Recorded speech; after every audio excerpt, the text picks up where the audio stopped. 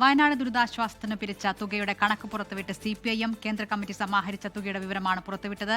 മുഖ്യമന്ത്രിയുടെ ദുരിതാശ്വാസ നിധിയിലേക്ക് 2 തവണയായി 92 ലക്ഷത്തിലേറെ രൂപ നൽകിയെന്നാണ് വ്യക്തമാക്കുന്നത്. PR അരവിന്ദ് ഡൽഹിയിൽ നിന്ന് വിവരങ്ങളുമായി ചേരുകയാണ്. അരവിന്ദ്, ഞങ്ങളുടെ കണക്ക് ഇനി നിങ്ങൾ പറയൂ എന്ന് കോൺഗ്രസിനുള്ള ഒരു വെല്ലുവിളി, അതല്ലേ ഇപ്പോൾ MA ബേബിയുടെ ട്വീറ്റിൽ?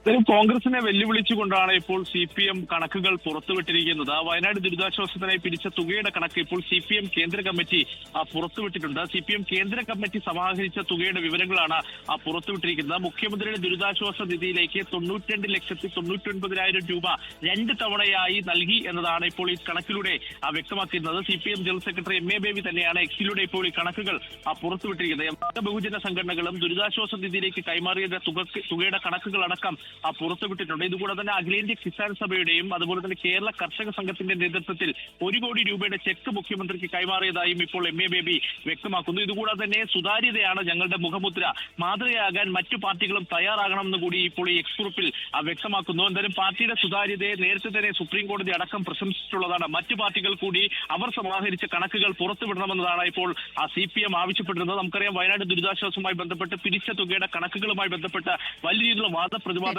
കോൺഗ്രസും CPM തമ്മിൽ നടക്കുന്ന ഒരു സാഹചര്യമുണ്ട്. ഈ ഒരു സാഹചര്യത്തിൽ കൂടിയാണ് ഈ കണക്കുകൾ പുറത്തുവിട്ടിരിക്കുന്നത്. എന്തായാലും ഈ ആവശ്യം വരുന്ന തെരഞ്ഞെടുപ്പ് പ്രചാരണത്തിലടക്കം സജീവമാക്കാൻ തന്നെയാണ് CPM തീരുമാനിച്ചിരിക്കുകയും ചെയ്യുന്നത്. ശരി, PR അരവിന്ദ് ഡൽഹിയിൽ നിന്ന് വിവരങ്ങൾ നൽകിയത്. ഇനി കോൺഗ്രസിന് എന്ത് പ്രതികരണം നൽകും എന്നതാണ് കാത്തിരുന്ന് കാണേണ്ടത്.